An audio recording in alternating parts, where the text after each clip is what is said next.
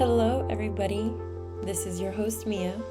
Thank you for tuning in and listening to another episode of the one and only Soul Wave Podcast. Enjoy.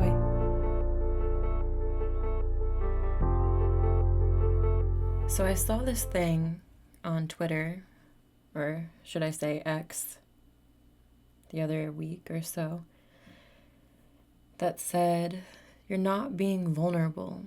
You're just telling stories. Vulnerability feels scary and hard.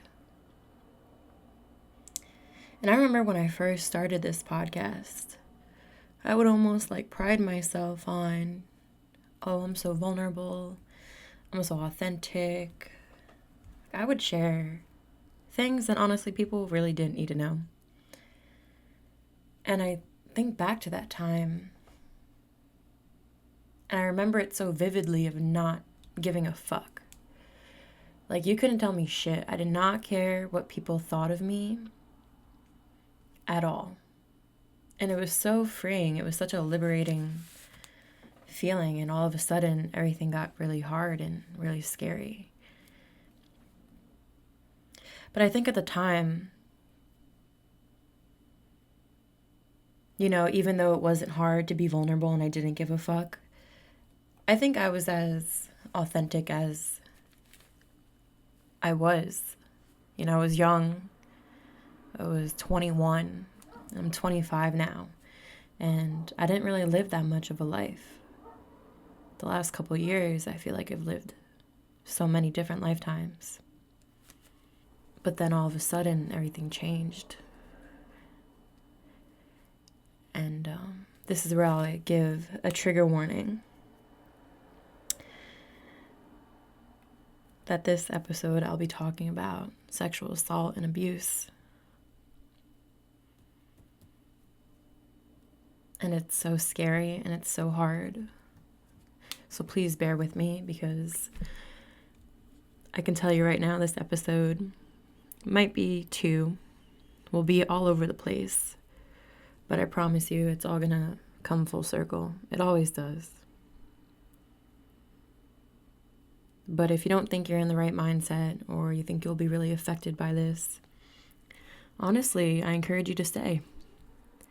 Because I feel really strongly that you'll gain some healing or a different insight or a different perspective. And you can rewrite the narrative of your own story, but you know yourself better than I do. So please listen to your mind. By no means am I professional. This podcast is strictly for entertainment purposes only. Just a little legality. I'm not a doctor. I am a Reiki master, and one thing that comes really easily to me is picking up where pain is stored in the bodies and seeing how it all connects, and I'm going to get into that in this podcast. So strap in, it's going to be a heavy one. If you've came here looking for an entertainment podcast, this is not it. If you come here looking to know about my life, welcome. You're about to hear a shit ton of it. So yeah, I'm not going to get into the specific details of the event, but I had experienced sexual assault 3 years ago in April of 2021. And I really want to talk about the aftermath of it all and the roller coaster of life and the emotions I felt that it took me on. It was difficult. It was the summer, well, not it was the summer, but that entire summer after this event, after I tore my ACL,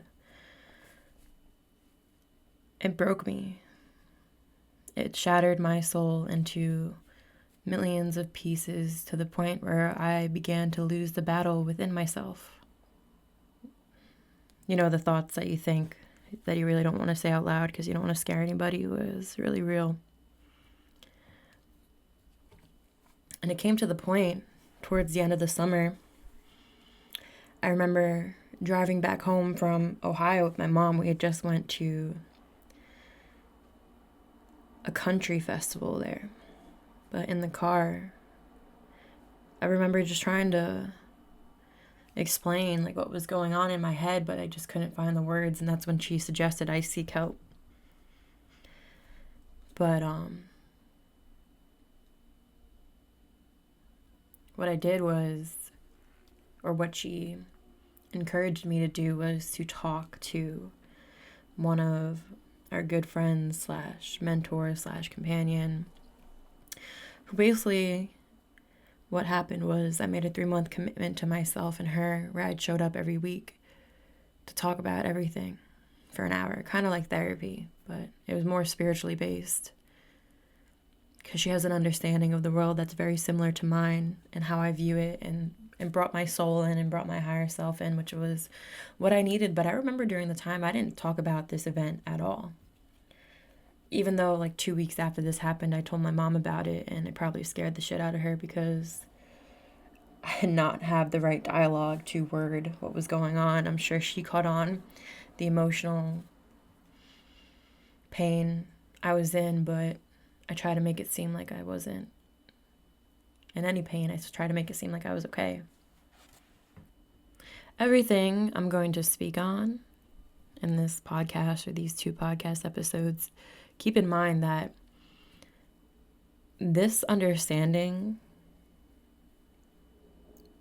had come in years later, like probably within the last 1.5 years, 2 years, because when this event had first happened, I didn't really know my emotional interior, and I just suppressed it all, and I ran from it as much as I could, and I didn't allow myself to feel anything that was going on.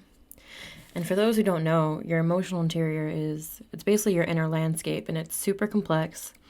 It's of your own feelings and your thoughts and your emotional responses. It's your private internal experience of emotions that basically shape how you view the world. It's your perception and how you react to the world.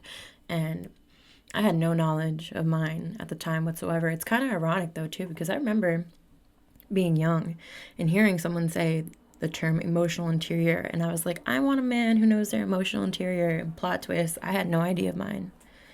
I was very young and I didn't really know myself either. Or I had an understanding, but I didn't realize how deep I could go. And I suppressed all the emotions that occurred after this event, and eventually numbed me out. But then, usually I'm good with timelines, but I don't remember when this happened, but there came a time where it was like I couldn't run from it anymore. And I want to say it was around the time I had first gotten my first piece of moldavite. And moldavite is a tektite, but you would probably throw them in the crystal category. But what a tektite is a rock that's formed from a meteor and the heat of a meteor and Earth. So it has galactic qualities to it. It is a very intense, vibrating stone. And because it has these galactic qualities to it, you might have saw on social media the uproar of like, oh, don't get moldavite unless you want your life to fall apart. That's not necessarily the case. It's going to, though, shake shit up. It's going to force you to elevate and start to vibrate at the same frequencies that this galactic energy offers, which is high. It's highly conscious energies. And if you're not there yet, if you're still very dense and you're still very 3D and you're still very egoic in your thinking, it's going to start attracting these opportunities that you may perceive first as challenges, so that you can move through them, gain different understanding, gain new wisdom, and then embody it to start vibrating at that higher frequency, at that higher level of consciousness. And I felt like it was around the time that I got my first piece of moldavite. And because it came from meteor merging with Earth, it is super rare and it is quite expensive.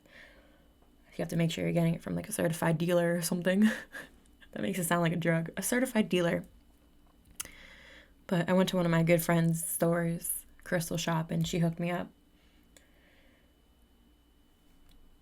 So I think it was around the time then where I could not run from it anymore. It felt like the universe was throwing all these things in my path. One of it being the main one, like seeing the man who did this to me. Like, I know we live in the same town and I know people who know him, but I had never seen him before in my life until that night. And I didn't see him again until the universe told me it was time. As well as I felt like,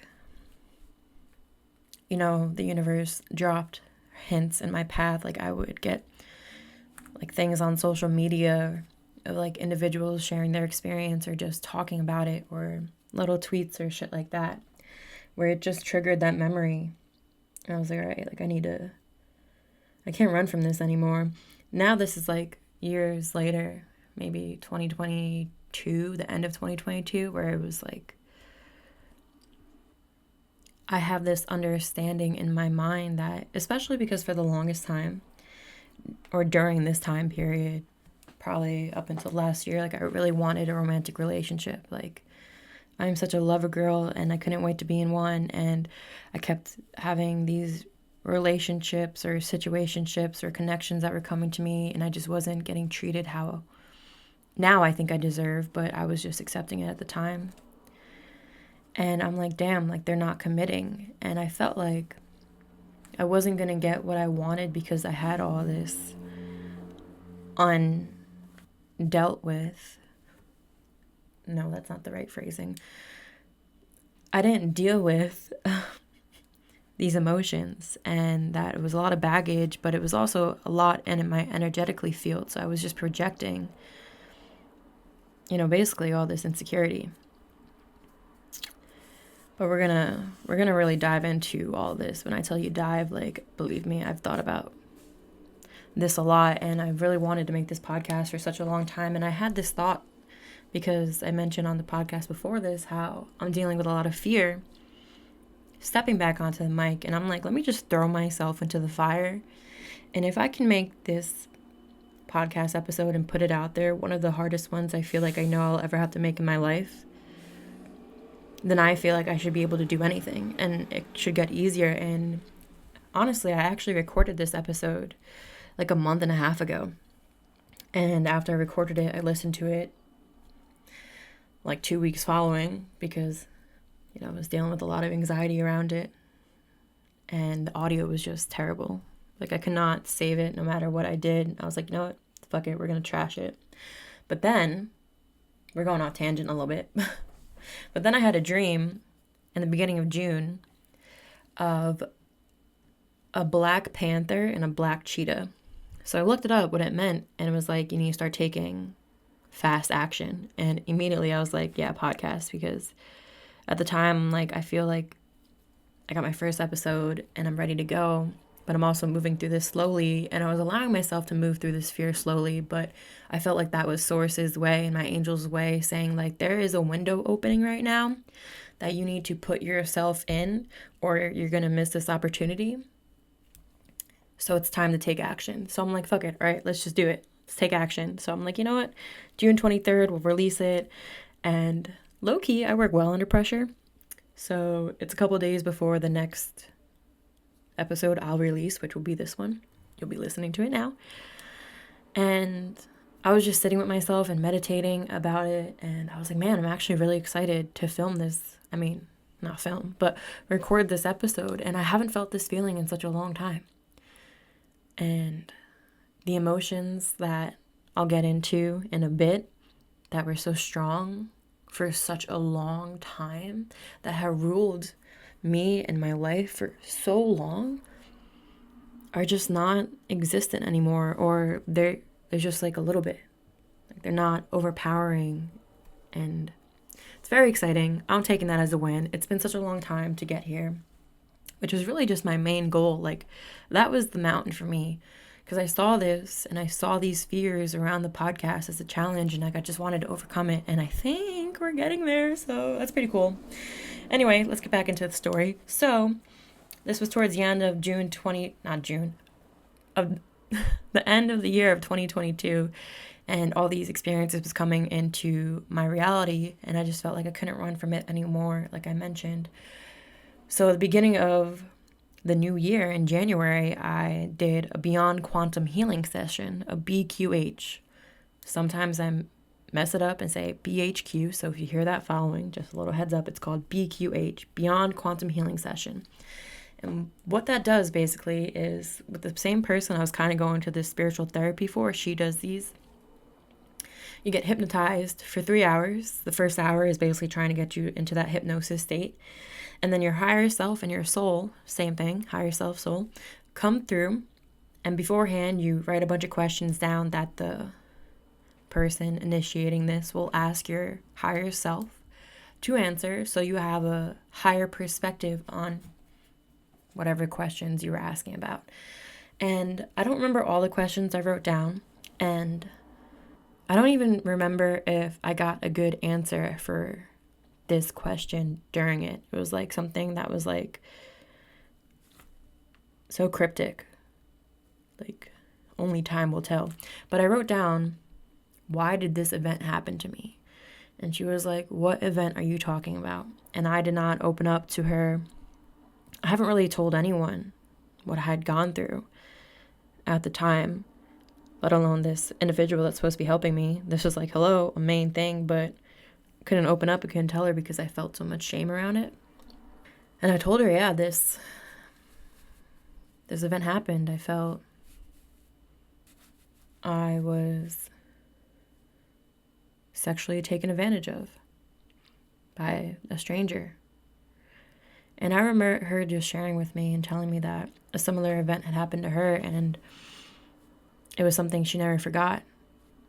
And she could empathize with me, and she knew how hard it was and how much I was struggling, even though I didn't show it. And that just made everything like take off, like from that point on. And hearing those words, knowing I wasn't alone, really, really helped me. So after this BQH, I got curious. That's something I get a lot. I get curious, and so I research. And I started researching like sexual assault and victims and emotions and all these things. And now it's 2023, so I'm gaining more of an understanding of my emotional interior, and also I'm learning more about the emotions. And once I started researching more, even though I didn't have the right dialogue, I felt safe enough to open up with certain friends, like my best friend Nicole. Like, she was an incredible safe space for me, where she taught me how to validate these emotions around this experience and justify whatever I was feeling, regardless of what anyone else says, that my feelings are valid. And I'd never, one, heard that before, or two, knew what it really meant to just be validated in what I was experiencing. And then out of nowhere, I started to have Reiki clients who would just open up to me, because I would go around their body, and some things I picked up really easily, specific stories or events in their life or something that happened to them. But when I would go around their sacral chakra, it always felt like a wall. And I would just say, I noticed something around here, and I would go into the detail of what the sacral chakra governs, and they would feel safe enough in my energy to open up and share that they were either sexually abused or assaulted or even molested as a child. And it always blew me away, because it started happening more and more frequently, and I never knew how many women out there that have experienced something like this. And I also know there are men who have gone through these situations. However, I'm sorry, I have not heard anyone talk about it, but I know it's out there, and I do feel for you. I do. But it blew me away. And it started to help me just feel safer in my mind, safer in my body, safer to just dive into all these emotions.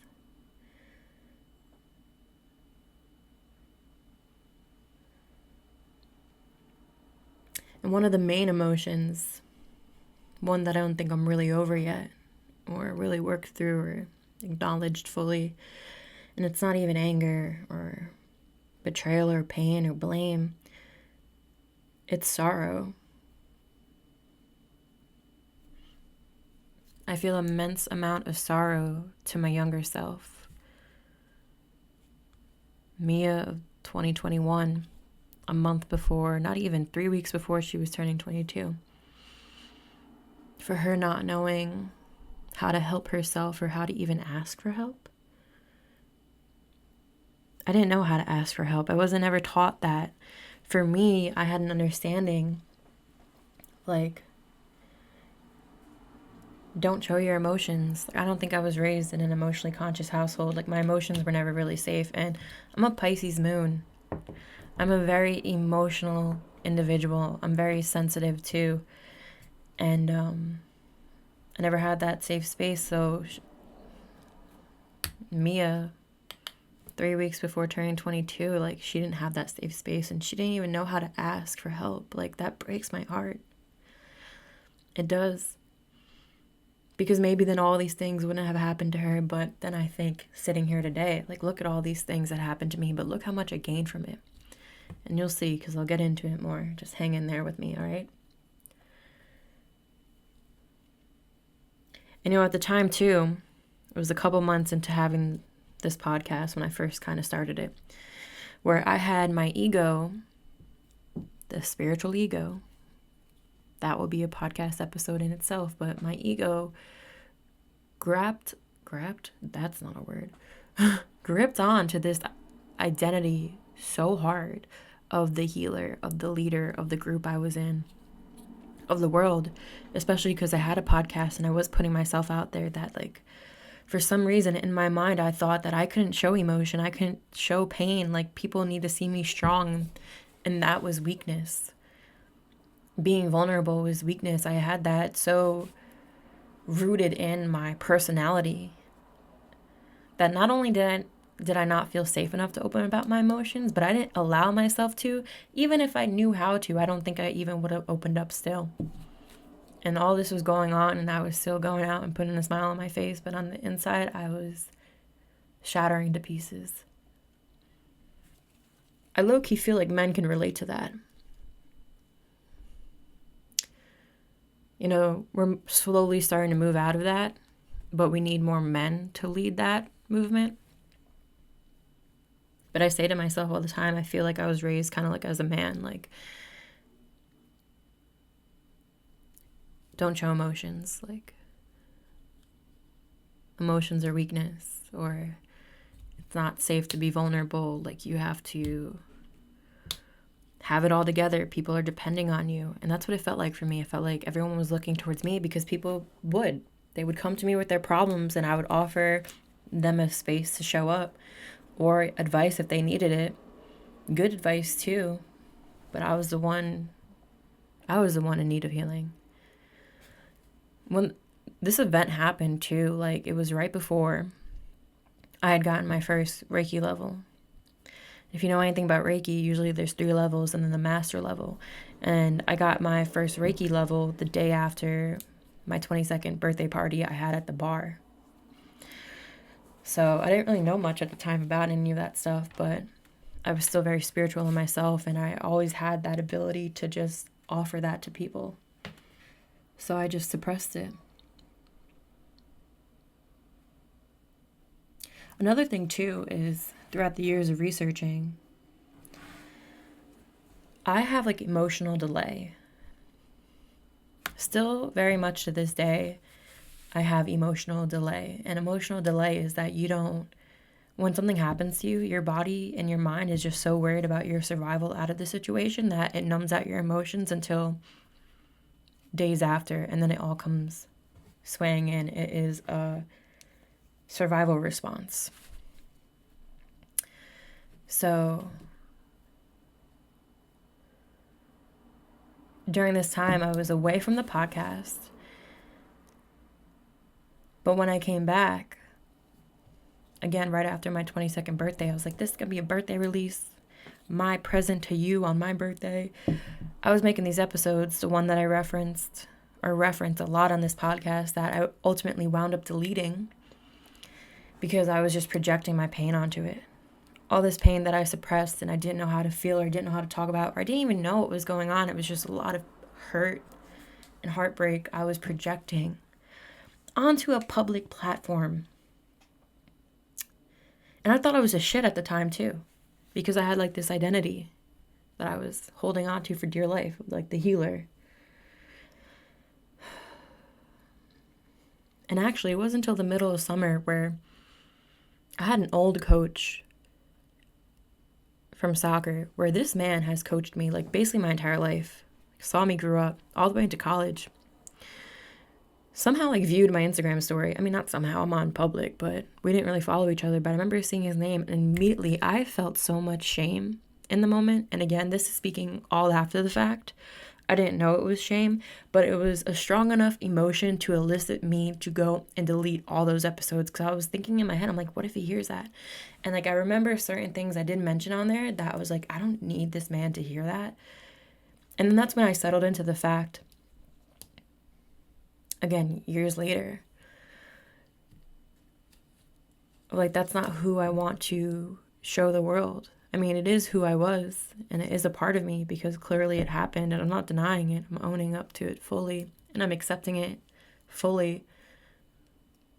But that's not who I want to be. So now we're about to get into it.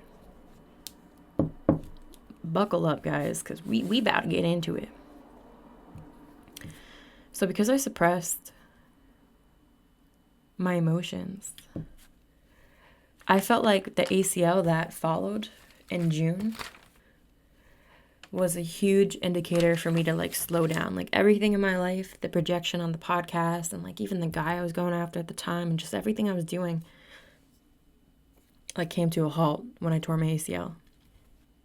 But the body stores trauma. And obviously this was a traumatizing event. Trauma brought me so far out of my body. I disassociated with it because the physicality of sexual abuse, like, it created a disconnect between my mind and my body, ultimately to help protect myself from all the overwhelming emotional pain. And it made it even more challenging to connect with myself and any physical sensations I had or any emotions. On top of the lack of understanding to them, it made it more difficult to connect. So being an athlete my entire life, from ages 4 to 19, I was used to ignoring my body and any pains here and there because, like, you know, gotta keep moving, practice, game, like that's more important. Even though I got injured a lot, which I think just says a lot about my soul and how much I absorb. In the spiritual realm, the emotional side of things, the knees, they're related to flexibility, humility, the ability to move forward. This is all stuff I just gained after getting my Reiki certifications throughout the years. Like I enjoy learning about it, and that's why I think it's so easily for me to pick up on pain in the body.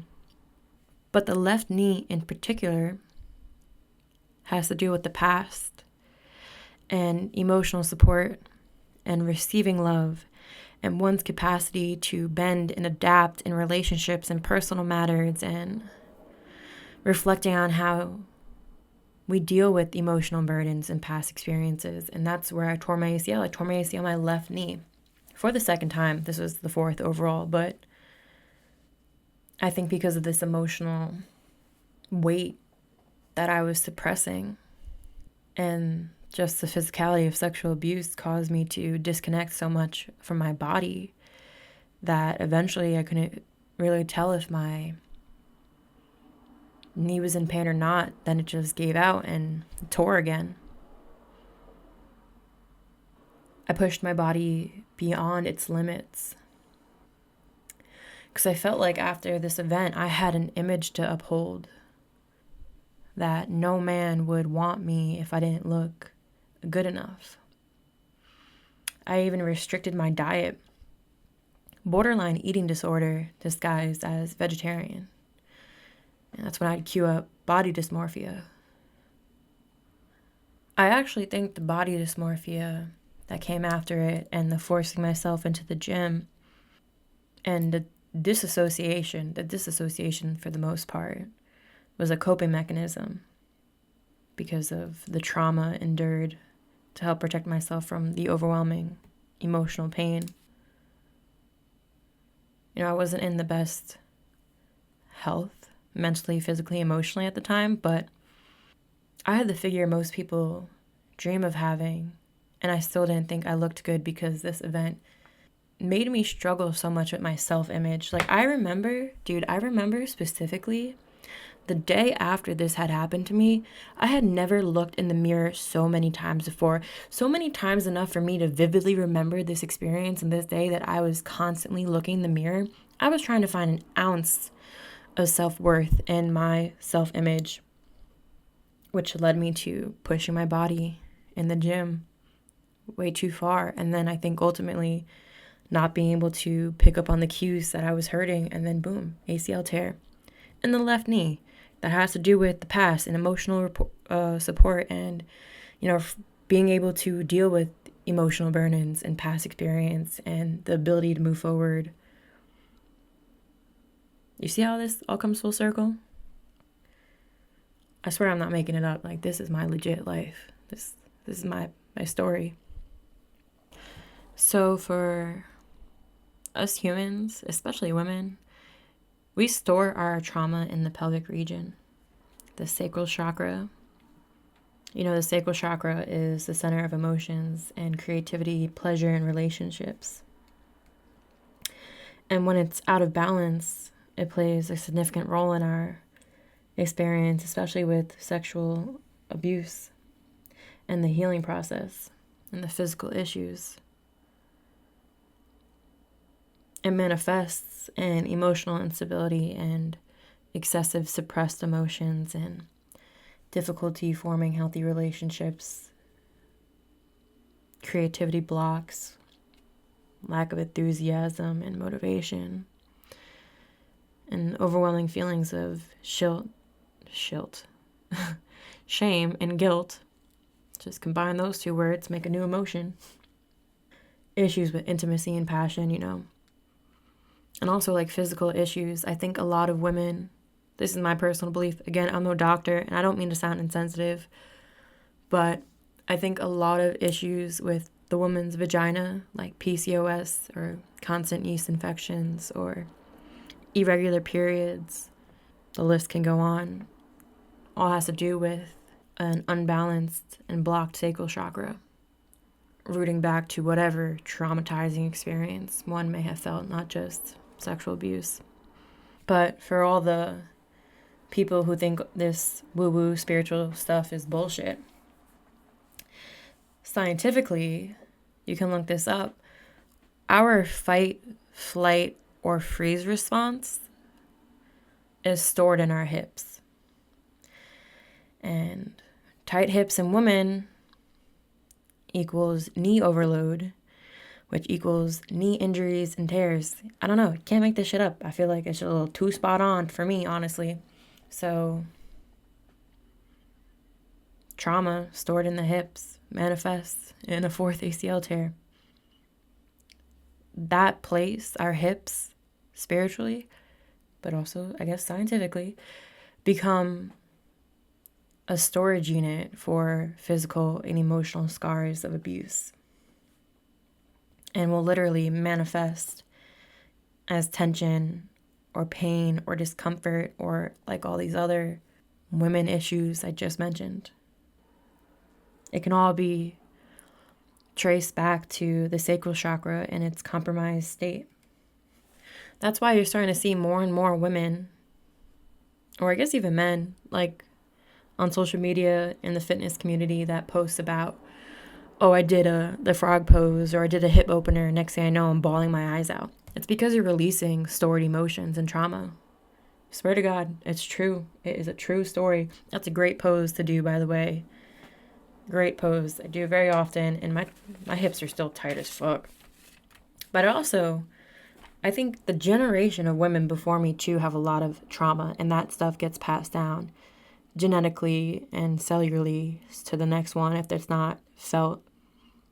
So I'm dealing with like all the generations before me, trauma, and God knows if they've ever experienced sexual abuse too.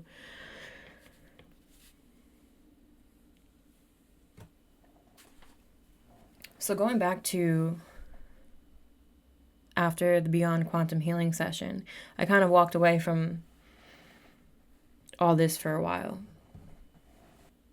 You know, you have to understand sexual assault or abuse, whether you're in a relationship and your boyfriend's coming on to you and you're not in the mood, like that's not consent, bro.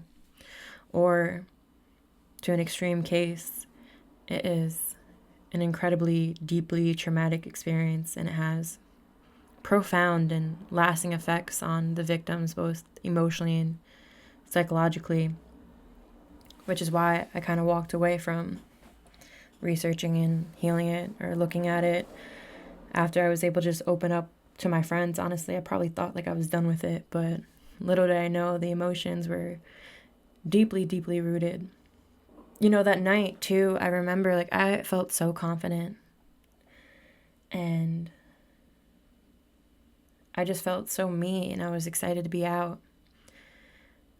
And I think after that experience and just feeling used like an object, it created such a distorted self-image, and I really struggled with my self-esteem and how I viewed myself in a positive light, and just wanting to put myself out there. Like I couldn't do it anymore. Like it was traumatizing for me, which is why I think, and honestly, I link most of the fear and insecurity I have around this podcast to that event, having a podcast, and also like the time that I was projecting my pain onto a public platform. Like that's not how I want to be known. And I remember like when people asked me what I do on the time I walked away from this, I felt so much shame. Like I wouldn't tell them like I had a podcast because I felt so much shame around putting myself out there, and like the stories I told and like the projection on those episodes. I wasn't proud of any of it. Like, remember in the beginning of this episode, I mentioned that I can remember a time when I did not give a fuck. And here I am struggling to the point where I think I have actual PTSD from that experience.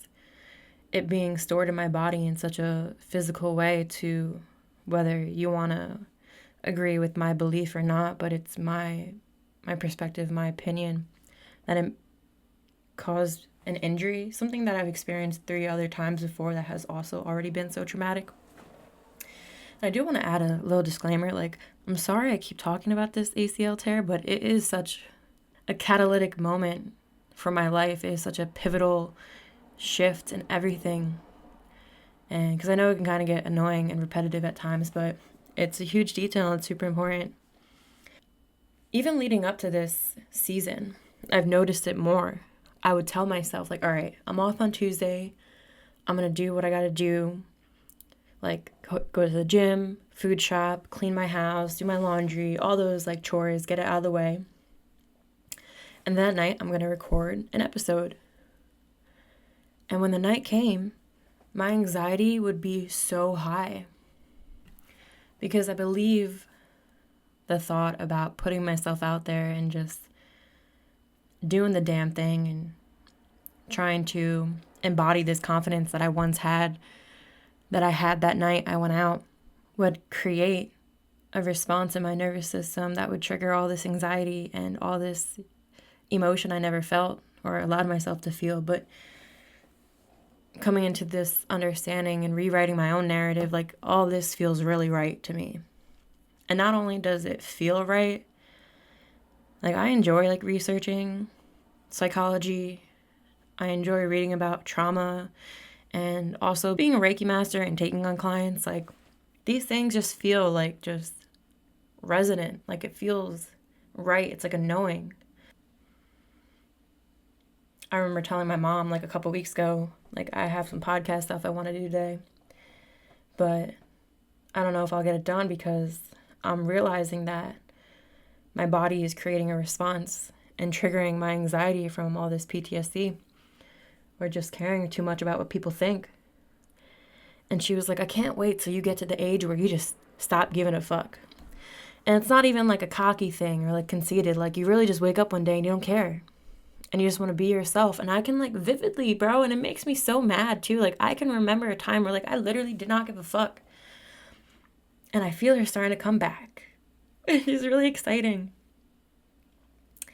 Oh man, it really is. It's so liberating too. Like,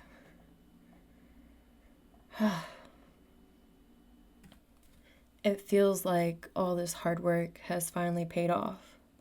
Because although I've been away for a year and I wasn't putting stuff out into the world and I wasn't putting anything tangible out, like episodes or whatever, I spent every day, every single waking moment in my mind, piecing together the parts of my past, trying to just get an understanding, doing the work, addressing my shadow self, the part that I'm still discovering, but the fears, and rewiring my subconscious mind to no longer hold me back and to finally climb that mountain and just get to the top, man. Like, you don't know how long I've been waiting for this moment.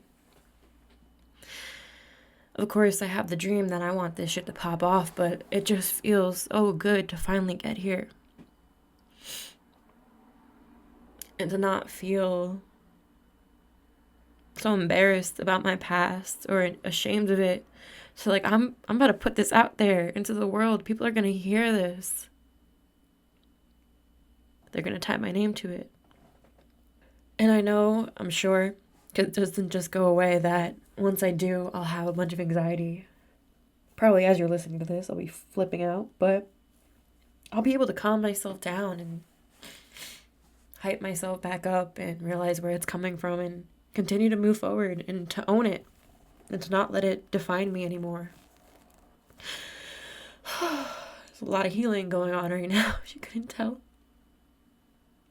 This episode's already pretty long, so tune in because there'll be part 2 where I dive even further and deeper into many, many other emotions that came with this traumatizing experience. And please, by all means, this is my experience. My experience. This doesn't mean it's the same for everyone. I'm a big believer, huge believer, in that there are some things that we shouldn't have gone through. But to be here right now and be able to just tell my story and speak my truth and not feel chained, oh my God, it is so liberating. And I'm so proud of myself. And I hope my younger self can acknowledge how far we've come. So if you know anyone who can benefit from my story and what I've shared, please reach out and send this to them. If you're struggling and you need resources, check the description box below. I've listed a bunch of them that could help you through this experience, through this time, through these emotions, and please understand that you are not alone. I release new episodes every Sunday at midnight, so please also stay tuned because I have so much more to talk about revolving this experience and the emotions and rewriting the narrative around it, healing, that you're going to want to check that out too. So thank you so much for hanging with me, bearing with me, and listening. And I'll catch you guys on the next wave. Bye.